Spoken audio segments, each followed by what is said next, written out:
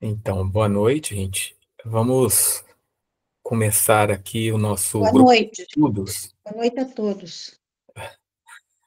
Então, nós vamos começar o nosso grupo de estudos do livro Bíblia e Psique, do Edward Edinger, né? Mas antes, né, eu gostaria, já que a introdução, né, desse livro fala sobre a Bíblia, né, por que estudar a Bíblia, tem vários questionamentos nesse sentido, tem um pensamento do Jung, inclusive. Então, gostaria de perguntar aos presentes, e eu mesmo vou expor o meu ponto de vista, né? Qual a relação de vocês com a Bíblia, né? O que vocês podem dizer a respeito da sua relação com a Bíblia, né? Como você se relaciona com a Bíblia em si, com aquilo que está escrito? Como é isso, né? O livro, ele não faz uma leitura metafísica, né? Ele faz uma leitura simbólica, psicológica. Então, ele remete a tudo que está escrito na Bíblia ao nosso interior, à nossa psique, né? Então, ele não é metafísico no sentido de exteriorizar tudo aquilo que está escrito, né? Embora ele não chegue a negar, né, os acontecimentos, nem tem como negar, né? Não tem como negar no sentido assim, é porque tem prova ou não tem prova, não é nesse sentido, né? Não negar porque é um fato, é aquilo que está ali, né? E, por exemplo, eu vou começar por mim, né? Em relação à Bíblia, eu penso que, ora, a Bíblia, ela influencia a humanidade já faz muito tempo, né? Então, ela tem muito mais de 2000 anos, né? 2000 anos tem o quê, digamos, né? O Novo Testamento. E o Velho Testamento é muito mais ainda. Quer dizer, não estou colocando a Bíblia como maior que outras escrituras. Se a Bíblia e outras escrituras persistem até hoje, é porque eles têm algo importante, né? Alguma coisa assim que chama a atenção, né? Das pessoas, né? Então é um fato, né? A Bíblia é um fato, ela está aí, né? Então a minha relação com a Bíblia é o quê? Eu não questiono propriamente se aquilo que está na Bíblia aconteceu ou não. O que é importante não é isso. Eu tenho comigo que se hoje os cientistas pudessem comprovar tudo aquilo que está na Bíblia, que tudo aconteceu, qual o impacto que isso teria na humanidade? Será que teria um grande impacto assim? Nossa, isso transformaria a humanidade? Eu duvido, né? Eu duvido. Isso não é tão importante. O mais importante da Bíblia é aquilo que ela nos faz vivenciar, é aquilo que ela remete para a gente, né? É aquilo em que ela nos toca, né? Os próprios cristãos, eles falam do Espírito Santo, né? Que quando você lê a Bíblia, né, inspirado pelo Espírito Santo, isso é uma coisa. É como se aquelas letras da Bíblia fossem vivas. Enquanto se você usá-la como um estudo frio, né, então aí ela já vai ser diferente, vai ser uma letra morta, né? Se não me engano, isso até está escrito mais ou menos assim em alguma parte da Bíblia, né, do Novo Testamento. Então é isso, ela é importante na medida em que ela nos toca, né, que ela nos faz vivenciar aquilo que está, né, nos escritos dela. Então ela é importante por isso. Se fosse comprovado, né, eu não sei qual o impacto, se seria tão importante, se transformaria tanto assim a humanidade, né? Então a minha relação com a Bíblia é nesse sentido, né? Agora gostaria de perguntar para vocês assim, e aí, como é para vocês? O que vocês pensam a respeito? que você pensa, Rita?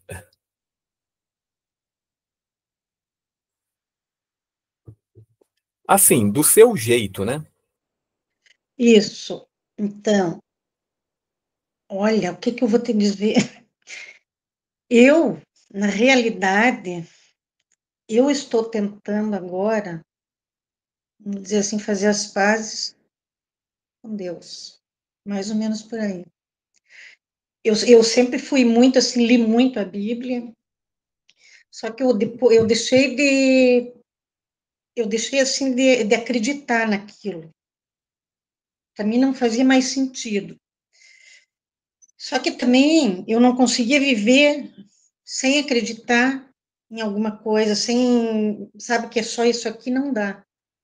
Então eu Uhum, comecei minha busca ali, minha busca, caí no Jung, adorei, e comecei a buscar outro tipo de, mas na realidade não era a Bíblia, era a interpretação que eu tinha daquilo.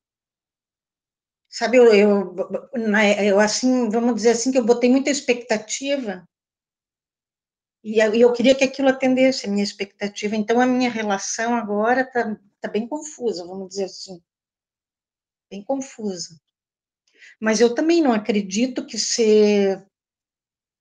Porque eu sei que aquilo ali foi escrito, tem documentado que foi encontrado tal, mas eu acredito que se a ciência provasse aquilo tudo, também não traria grande mudança para a humanidade, não. uhum, exato. Mas para mim é uma necessidade, eu sinto necessidade não da letra ali que está na Bíblia, mas da interpretação, da parte, principalmente agora que eu estou vendo essa parte psicológica, dual, né? Para mim está sendo muito bom isso. Legal, Rita. Que a gente viu naquele livro lá, né, do O Reino Interior, né, do Sanford. Muito bom aquele livro, né? Muito bom. Para mim tá sendo esperançoso, vamos dizer assim, porque como as pessoas como eu já considerei assim que a Bíblia foi alguém que inventou ali aquilo, eu acho que é um vazio muito grande, né, na vida da gente, daí não tem muito sentido. Eu senti muito isso, essa falta de sentido. E daí eu comecei a correr atrás. Não Uma- sei se isso colabora com alguma coisa ou não. Um vazio, né? É como se houvesse um vazio, né? Um vazio, um vazio. Uma falta de, sabe, assim, por exemplo, não ver o objetivo, viver por quê aqui, todas essas, que todo mundo passa por dificuldade, mas por que viver tudo isso? Qual a finalidade? Qual a finalidade? Então, tudo isso eu me questionava daí, mas não conseguia mais acreditar em nada daquilo ali. Uhum, Aí eu ganhei o livro de uma amiga minha, ganhei Memórias, Sonhos e Reflexões. Para mim foi muito bom. E ali eu comecei daí de novo, entendi. do Legal. zero. Uhum. Samantha, você poderia dizer um pouquinho de você? Como que é? Claro, eu acho que a minha questão com a Bíblia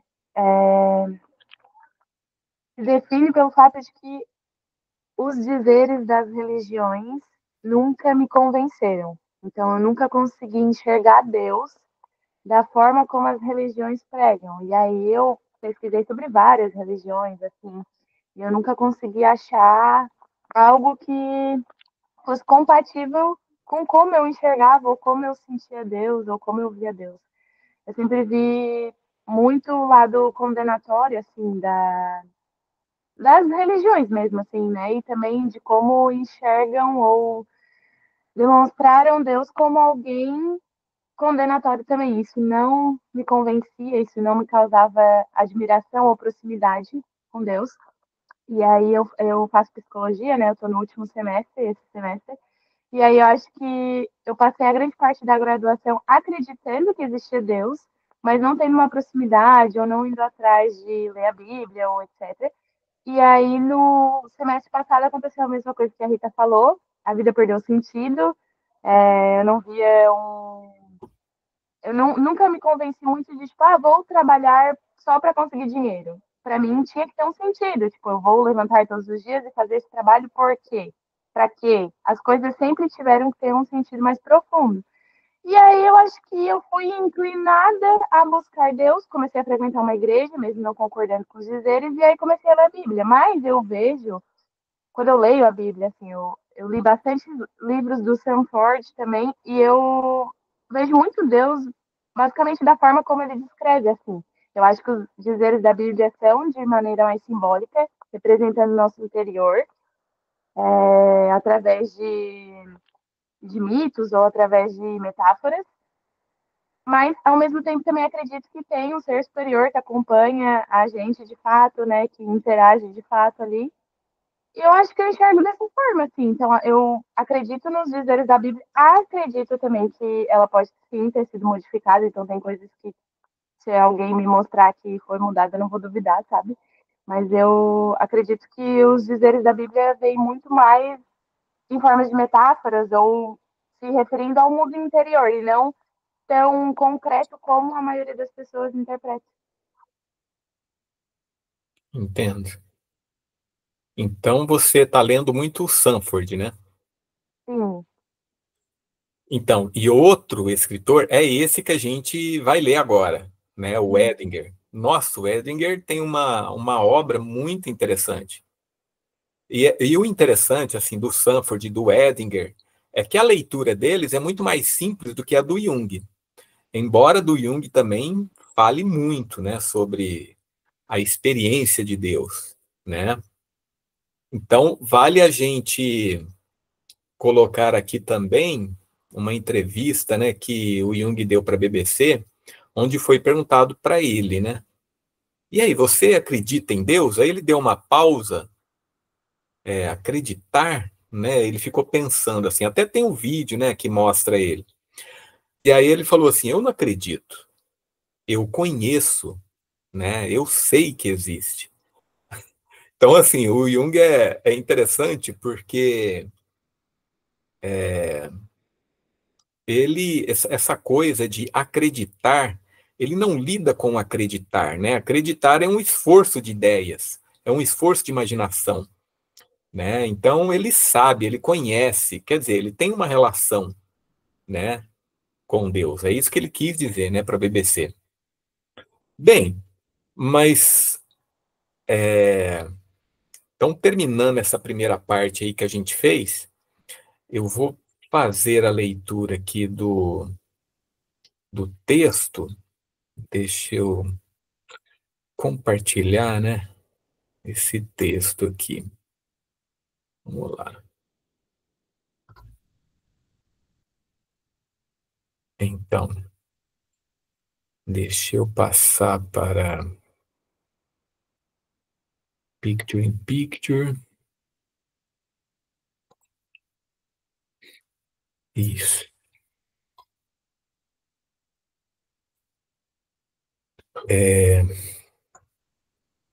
Bem, vamos lá. Vocês tá dando para vocês verem o texto aí, né? Tá tranquilo? Sim. Pra mim, sim. Uhum. Tá meio pequeno a fonte? Ó, eu estou acompanhando pelo celular, para mim, daí, mas eu vou ver se eu acho o meu aqui, meu texto. Eu vou acompanhar por ele no computador. Tá bom? Certo. Eu dei um zoom aqui no texto, né? Bem, mas vamos lá.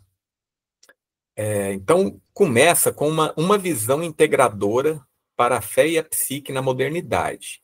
Então, é isso o que o Edinger, né, oferece nesse livro. Então, ele fala aqui, né, uma reflexão sobre a fé na modernidade se inicia com a constatação da angústia e do desespero característicos do nosso tempo, um período de desilusão e questionamento. Então, realmente, né, as religiões, a espiritualidade, a própria ciência é muito questionada, né? Aqui nos nossos tempos. Chegamos ao limite extremo da análise em todos os campos do conhecimento. Uma especialização que, ao pulverizar a realidade, nos fez perder a capacidade de síntese e, consequentemente, o sentido da vida. Essa análise fragmentadora nos deixou com uma montanha de dados, mas sem a sabedoria para conectá-los, gerando um profundo vazio existencial. E se tem algo que contribui muito para essa fragmentação, é a tecnologia, pelo menos a tecnologia como ela está sendo oferecida a nós, né? Então, hoje, nós temos uma capacidade, uma disponibilidade de informações extraordinária, né?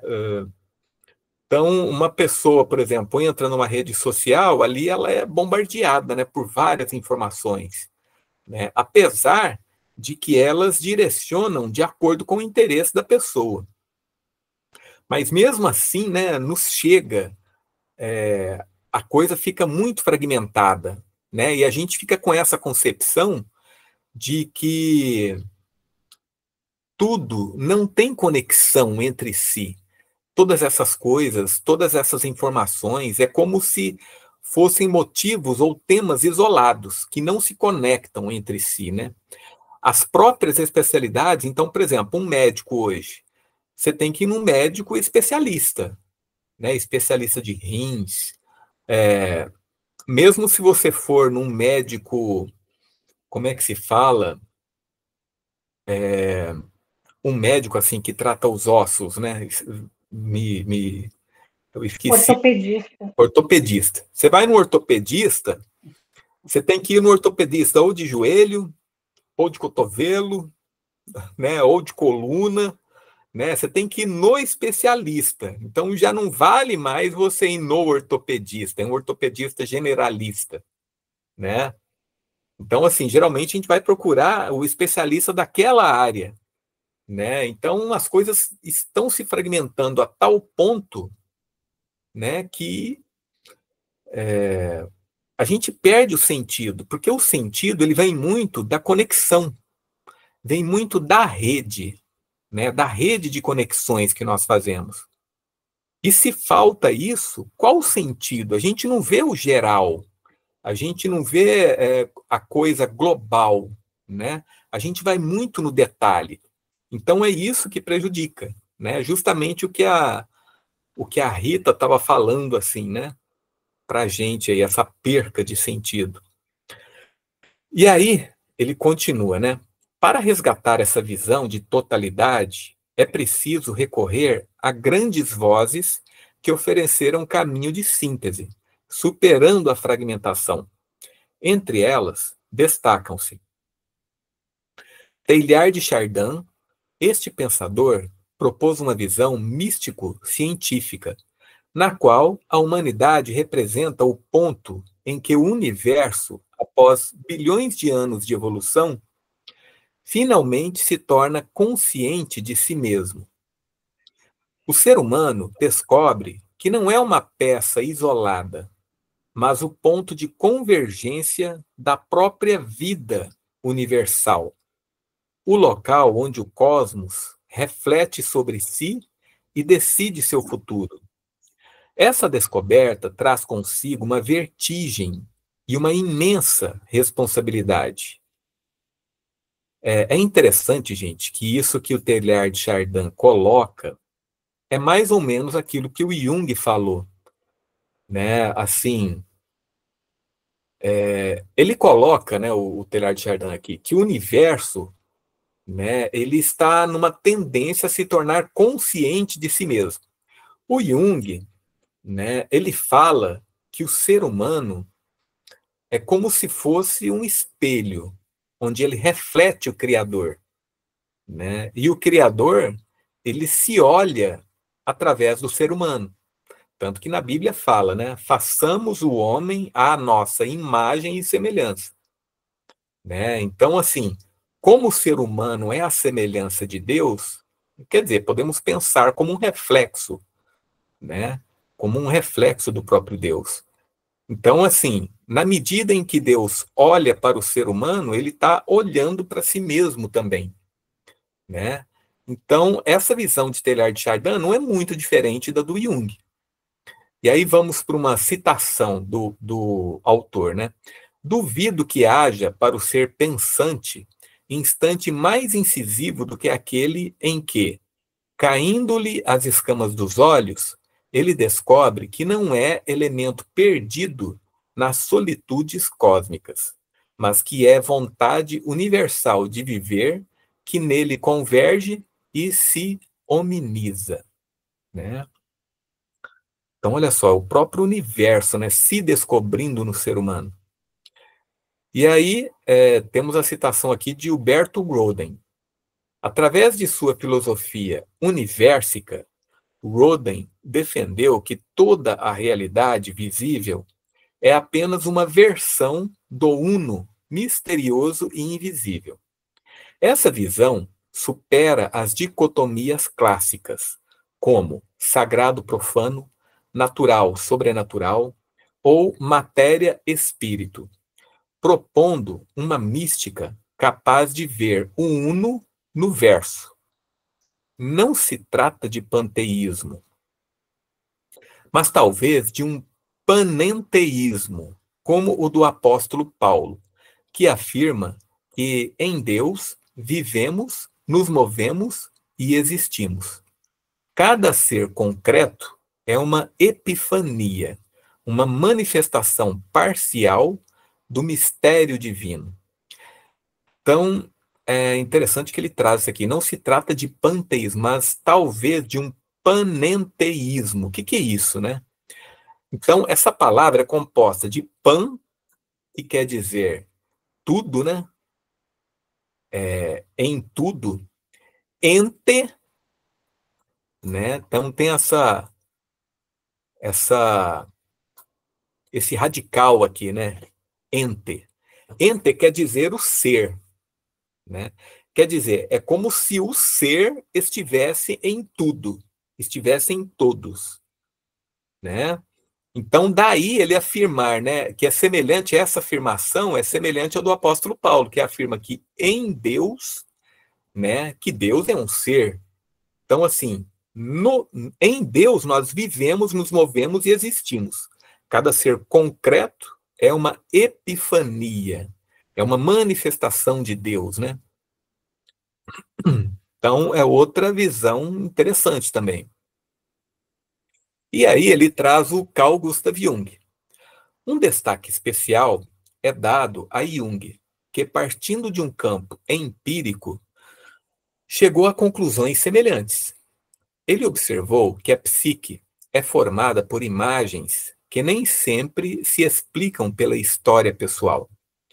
Nos sonhos e fantasias surgem conteúdos arcaicos, míticos e religiosos que pertencem a uma camada mais profunda e universal da psique humana, o inconsciente coletivo. Assim, Jung comprovou empiricamente que a história inteira do universo está contida em cada ser humano. Para ele, a Bíblia é um documento fundamental da alma ocidental, como afirma. E aqui acho isso uma sacada brilhante, né, gente? Precisamos ler a Bíblia, ou não entenderemos psicologia. Nossa psicologia, nossas vidas, nossa linguagem e imagens foram construídas sobre a Bíblia. Então, quer dizer, a gente percebe, né? Todo mundo lê a Bíblia, né? Ou, no mínimo, vamos supor, aqueles que não leem, eles negam ler a Bíblia. Então, de qualquer modo, a Bíblia é uma referência, né? Mesmo que negativa ou ausente. Então, ele diz, né? Por que a gente não pode entender psicologia sem entender a Bíblia, né? Sem ler a Bíblia? Porque se a gente não ler, a gente não vai tomar conhecimento, né? E a gente não vai entender as relações, né? Agora, ele fala da psicologia, né? os conteúdos da Bíblia, como eles refletem, né, a nossa psicologia. Então, por isso que é importante, né, a gente ter conhecimento, ou psicólogo, né, ou aquele que estuda psique, ele entender a Bíblia. Porque ele entendendo a Bíblia, ele vai estar entendendo o ser humano, principalmente o ser humano aqui do Ocidente, né? Nessa perspectiva, o ser humano é um vaso repleto do conflito divino. É em nós que Deus se humaniza, se torna consciente. E esse processo não ocorre sem sofrimento e atrito. O ser humano se torna o cadinho da grande transformação, o meio pelo qual o próprio Deus se expressa e se realiza no mundo. Né? Então, assim, nós sendo uma criação de Deus, qual a finalidade de uma criação, né? Se eu crio alguma coisa, para que eu crio aquilo? Se eu desenho, se eu faço uma obra, né, de arte, ou se eu faço uma comida, né? Qual o sentido dela? Ela tem algo de mim, né? Quer dizer, é como se eu objetificasse alguma coisa de mim. É como se eu tirasse alguma coisa interna e colocasse lá para fora, né? Isso tem uma ligação comigo. Então, a criação, ela tem uma ligação com Deus, né? Ela reflete o Criador. A leitura psicológica da Bíblia é justificada a partir do próprio texto sagrado, que afirma que o homem foi criado à imagem e semelhança de Deus. Isso significa que Deus se revela no humano e que a jornada de individuação descrita pela psicologia junguiana é, em essência, o processo de encarnação dessa imagem divina em cada um de nós. A teologia, para ser coerente, deve terminar falando do homem, e as ciências humanas, se levadas às últimas consequências, devem terminar falando de Deus. Né? Então, interessante isso aqui. E outra coisa também, reiterando isso que está escrito, né, que a jornada de individuação descrita pela psicologia junguiana, em essência, é o processo de encarnação dessa imagem divina em cada um de nós. Olha que profundo, né? A própria Bíblia, né, diz que é como se nos tornássemos um Cristo, né? Porque Cristo, na definição bíblica, é a encarnação da imagem divina, né? E o destino de cada um de nós é esse também. O Jung dizia que aquilo que cura o ser humano, por exemplo, o paciente que ia para análise com ele, que o que curava era o contato daquela psique, daquele paciente, com Deus. Olha que interessante. Né? É esse contato que desencadeava a cura. Então, o objetivo da análise é conduzir até esse conhecimento, a esse relacionamento com Deus. Não esse Deus, né, das religiões em geral, ou da concepção das pessoas em geral, né, que fica apenas na cabeça. Não é isso, né? Mas um contato, um conhecimento, uma vivência, a pessoa ter uma experiência, né, de, por exemplo, pelo menos ouvir Deus falar com ela, né? E isso é uma experiência, né, que a pessoa teria. Não é só um acreditar, né? Ela teria um contato realmente. E aí a gente está falando aqui, né? Como se a nossa jornada de nos tornarmos um indivíduo, uma pessoa inteira, tivesse isso, né? A gente encarnar Deus na nossa vida. Cada dia que eu vivo, eu estou encarnando um pouco mais de Deus, né? Olha que coisa. Existe algo mais sagrado do que isso, né? Quer dizer, a gente tem certas pessoas nas religiões que falam tanto em oração, né? Mas nesse sentido aqui, né, em que Jung coloca, é como se a nossa vida se tornasse uma oração em si, né? A teologia moderna, por sua vez, não pode mais ignorar a sociologia e a psicologia, que surgiram para reconectar o discurso teológico, muitas vezes abstrato, quer dizer, só de cabeça, à realidade concreta do indivíduo e da sociedade.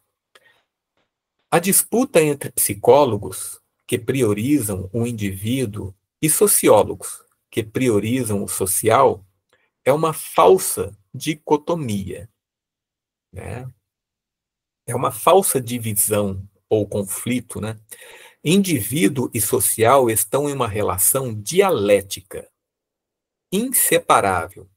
Um é o espelho do outro. O indivíduo é o espelho do social e a sociedade é um espelho do indivíduo. E é interessante que o Jung o tempo todo fala isso, né? Quando ele fala, por exemplo, ele analisa a Alemanha ou a França, a Inglaterra, nos livros dele, ele trata essas nações como se fossem um indivíduo, né? E, ao mesmo tempo, ele pega aquele indivíduo lá como um reflexo da nação. Então, está tudo interligado, né? E é muito interessante essa visão que ele faz, ele pegar uma nação como se fosse um indivíduo. É muito legal. Portanto, uma teologia convincente para o nosso tempo precisa de uma psicossociologia para compreender a encarnação de Deus tanto na coletividade quanto na vida irrepetível de cada um, quanto na vida exclusiva, né, particular de cada um.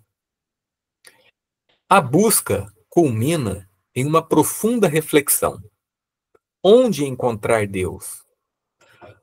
Descreve-se a jornada moderna que construiu uma torre de Babel tecnológica e científica apenas para descobrir que o céu está completamente vazio. Eu lembro, né, de que isso ocorreu quando o homem foi na Lua, ou o homem foi para o espaço. E aí, né, o que há no céu? No céu não tem nada daquilo, né? Então, o homem ele objetificava muito, né? O céu é lá em cima, o céu é objetivo, é aquela coisa lá em cima azul que tem estrelas e tem a lua e tudo mais, né? Galileu, né, nos tempos de século XVIII ou XVII ou XVI, né, usava o telescópio para ver os planetas, né, e foi queimado por isso. Então a gente vê que o mundo quando a tecnologia chegou e o homem foi para o espaço, né, isso foi, como que eu vou, desmistificado mais uma vez. Né? Mas não bastou a Galileu, não bastou a invenção do telescópio para tornar isso explícito. Né? Foi preciso o homem ir lá no espaço. Deus não está mais nos templos sagrados, pois com a morte de Jesus, a cortina do santuário se rasgou. Utilizando a poesia de Tagore, traça-se o caminho de Deus.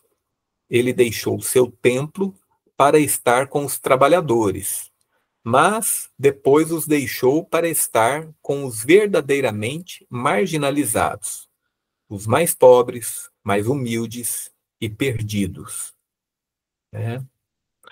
E é interessante quando Jesus encontra a samaritana no poço, né, ele diz para ela, uma das coisas que ele diz para ela, aos questionamentos que ela faz, né, porque ela coloca, eu não posso ir no templo adorar a Deus. Aí Jesus coloca, mais ou menos isso que ela falou, mas eu lembro bem do que Jesus colocou, né? Ele falou que vai chegar um tempo em que não se adorará a Deus nos templos ou no monte, né, nesses locais exclusivos, né, mas em toda parte, né, se adorará a Deus em verdade e em espírito.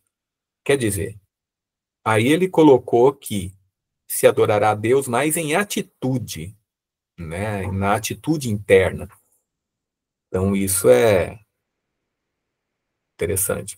A grande tarefa que se apresenta à humanidade, portanto, é a de descer de sua torre de orgulho e sentar-se no banco dos réus, para ouvir a voz dessas sombras da nossa civilização. É preciso ouvir o que os primitivos têm a dizer aos civilizados, o que os povos de pele escura têm a dizer ao homem branco, o que os pobres têm a dizer aos ricos, o que os analfabetos têm a dizer aos letrados, o que os fracos têm a dizer aos poderosos, o que as outras religiões têm a dizer à nossa religião, o que a mulher tem a dizer ao homem, o que os homossexuais têm a dizer aos heterossexuais, o que os pecadores têm a dizer aos santos, o que as crianças têm a dizer aos adultos, o que os velhos têm a dizer aos novos. Essa jornada, por fim, se volta para o interior, numa descoberta ainda mais surpreendente. Esses pobres, obscuros e perdidos não estão apenas fora, mas também dentro de nós, reprimidos e relegados às trevas do inconsciente. Eles são as nossas sombras pessoais e coletivas, que clamam por integração, pois são eles que nos faltam para sermos íntegros. E conclui-se que é na voz de todos esses marginalizados, internos e externos, que o próprio Deus nos fala hoje, convidando-nos a recuperar e reintegrar tudo o que o nosso orgulho pessoal e coletivo havia abandonado.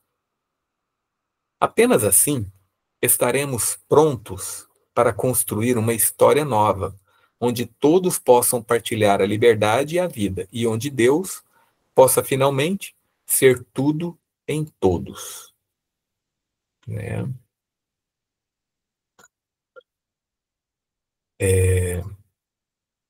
Bem, eu vou parar a apresentação agora. Deixa eu voltar aqui, Picture in Picture. Tá, então, é um resumo, assim, abarcou, né?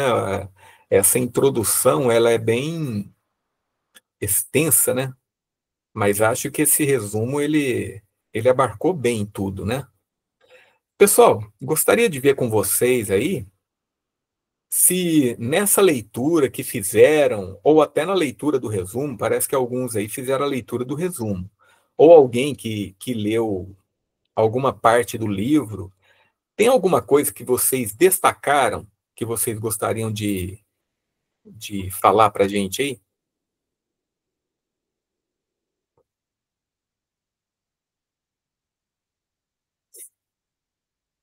Eu, eu destaquei algumas coisas, né, dessa introdução, né, mas eu queria saber de vocês, assim, se alguma coisa chamou a atenção de vocês. Olha, Charles, eu li o livro, uma parte dele, só que eu não consegui marcar agora o que eu queria, eu devia ter anotado. Eu vou procurar aqui, se eu achar, eu já passo. Uhum. Tá bom. Mas enquanto você vê aí, deixa eu, deixa eu ver aqui. É,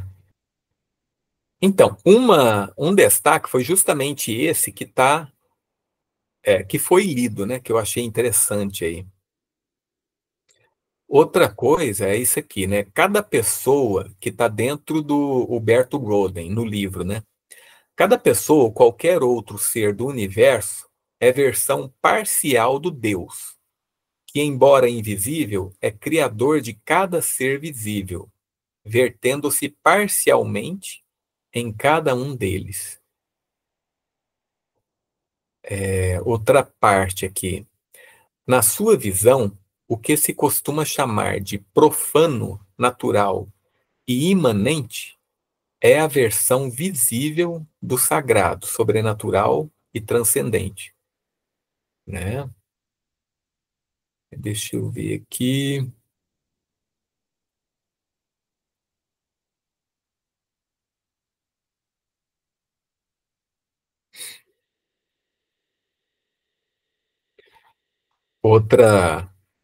Outra citação aqui é essa aqui, né? O homem, quando percebe que sua vocação é ser o cadinho da grande transformação, e quando se dispõe a ser o instrumento, o meio para Deus se expressar e se humanizar, então ele certamente poderá exclamar com o êxtase de Rabindranath Tagore: assim é que a tua alegria em mim é tão completa, assim é que desceste ao meu encontro. Tu, Senhor de todos os céus, onde estaria o teu amor se eu não existisse? Quer dizer, né?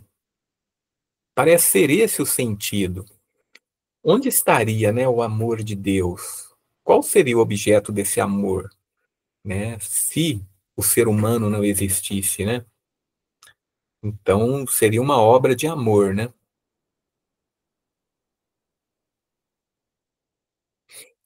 Outra coisa que está em destaque aqui.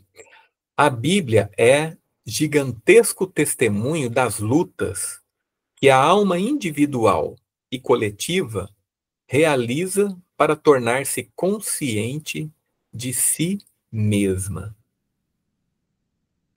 Então, olha que coisa profunda, né? Na Bíblia, a gente encontra muita luta, né? Entre as pessoas ali, lutas internas, né? E externas também. Porque ele fala aqui, né? Lutas que a alma individual e coletiva realiza para tornar-se consciente de si mesma, né? No esforço do indivíduo se tornar mais consciente.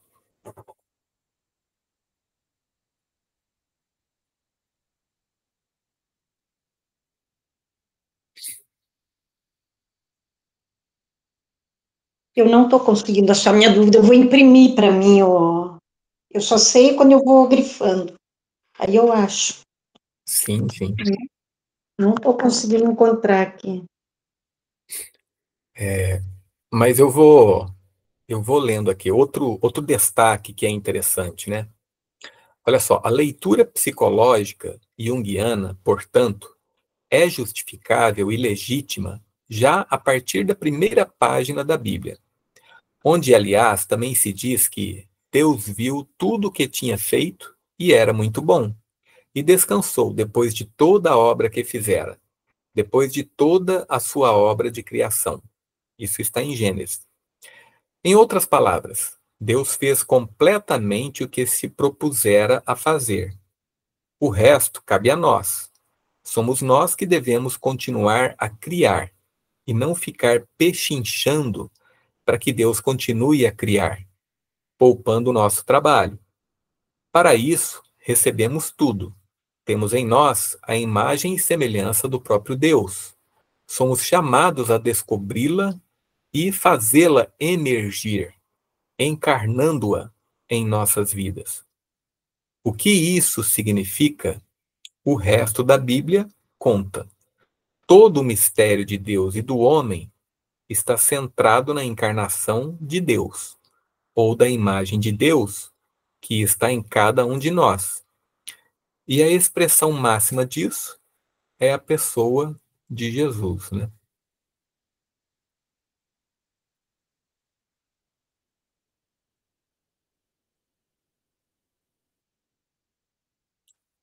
Eu não sei se essa parte aqui pode ser, eu achei interessante aqui, ó.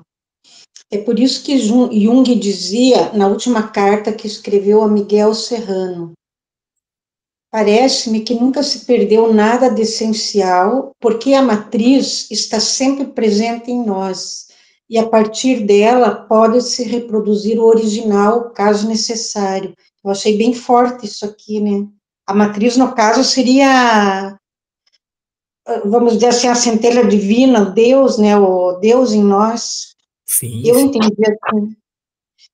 Achei muito legal isso. Repete aí para nós.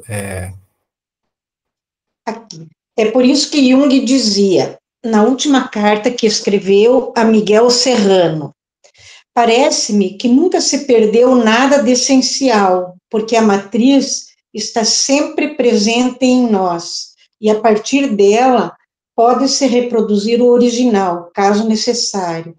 Aí ele fala ali que somente aqueles que aprendem a desviar os olhos da luz que distrai a gente. Sim, sim. Eu achei muito legal essa parte aqui. A Aí eu não gosto. essência. A minha voz vai aparecer, não? Na Sim, sim, gravação? sim. Ai, que bom. Eu não gosto. Detesto minha voz. Não, mas está tranquilo, Rita. Então, interessante, né? Nós possuímos a matriz, né? Da, agora a sua voz não está aparecendo. Tá, mas assim, é porque é dessa matriz, né, que está no ser humano, é que surgiu, né? Toda essa história da Bíblia, né? Então, quer dizer, nas religiões se diz que é inspiração divina, né? Mas saiu da psique do homem, né? Toda a Bíblia saiu da psique do homem. Então é como se a matriz, né, original, a essência estivesse no homem, a essência divina, né? Aqui diz o seguinte, um pouquinho antes dessa frase que eu li, ó, a história inteira do universo está dentro de cada ser humano, ponto de chegada e resultado do gigantesco esforço do cosmos inteiro. Uhum. Achei bem forte isso. Bem, Tem uma outra parte aqui que ele diz o seguinte: onde estará Deus? Alguns se decidem a procurá-lo nos antigos e famosos templos, como o de Jerusalém. Inútil. O evangelista Mateus nos informa que no instante da morte de Jesus, a cortina do santuário rasgou-se em duas partes de alto a baixo. Daí por diante, o santuário mais sagrado do mundo ficou vazio. Depois de Jesus, Deus já não está enclausurado nos templos, né? Ele já não estava, mas oficialmente passou a não estar mais, né? Então é interessante isso. Outra citação que está na página 25 aqui. O meu coração jamais pode encontrar o caminho onde fazes companhia ao que não tem companheiro, entre os mais pobres, mais humildes e perdidos. Uhum.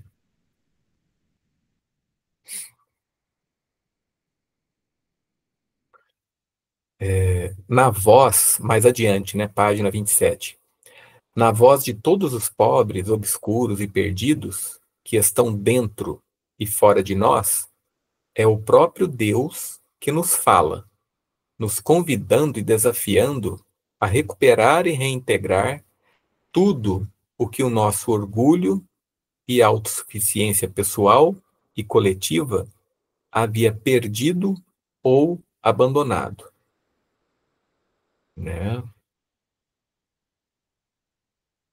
E a gente é desafiado, né, dessa maneira a cada dia, né? Através dos nossos conflitos, né, com a gente mesmo, com as pessoas.